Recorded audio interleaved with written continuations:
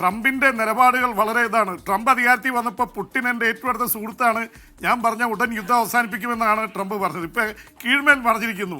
അതിനിടയിൽ സെലൻസ്കിയെ കുറ്റപ്പെടുത്തിയിരുന്നു, നേരത്തെ അപമാനിച്ചു. വൈറ്റ് ഹൗസിൽ ചെന്നപ്പോൾ നിങ്ങൾ കാരണമാണ് യുദ്ധം തീരാത്തതെന്ന് പറഞ്ഞ് സെലൻസ്കിക്കെതിരെ പറയാത്തതൊന്നുമില്ല. ജെ ഡി വാൻസ് വൈസ് പ്രസിഡന്റും ചേർന്ന് അദ്ദേഹത്തെ ലോകത്തിന് മുമ്പിൽ പരസ്യമായി പത്രസമ്മേളനത്തിൽ അപമാനിച്ചു. ഇപ്പോൾ അടുത്തിടെ ദക്ഷിണാഫ്രിക്കൻ പ്രസിഡന്റ് സിറിൽ റാമഫോസയെ മായിട്ട് ഏറ്റുമുട്ടി വെള്ളക്കാരെ അവിടെ പീഡിപ്പിച്ച് കൊല്ലുകയാണ് ആഫ്രിക്കയിൽ എന്ന് പറഞ്ഞുകൊണ്ട് അദ്ദേഹത്തിനെതിരെ ഇതൊക്കെ പ്രോട്ടോക്കോളും നയതന്ത്ര മാനദണ്ഡങ്ങളെല്ലാം കടത്തി വെട്ടിയാണ്. അതൊക്കെ കാറ്റിൽ പറത്തിയാണ് ട്രംപിൻ്റെ. ഇപ്പോൾ ഇതാ പുടിനെതിരെ രംഗത്ത് വന്നിരിക്കുന്നു. He's crazy. മലയാളത്തിൽ പറഞ്ഞാൽ ക്രേസി എന്ന് പറഞ്ഞാൽ ഭ്രാന്തൻ അല്ലെങ്കിൽ കിറുക്കൻ എന്നാണ്. അദ്ദേഹത്തിന് കിറുക്കാണ്, അദ്ദേഹത്തിന് വട്ടാണ്. ആർക്ക്? റഷ്യയുടെ പ്രസിഡന്റ് വ്ളാഡിമിർ പുടിന്. അപ്പോൾ ഒരു അമേരിക്കയുടെ പ്രസിഡന്റ് വെച്ചിരിക്കുന്ന ആരോപണമാണ്.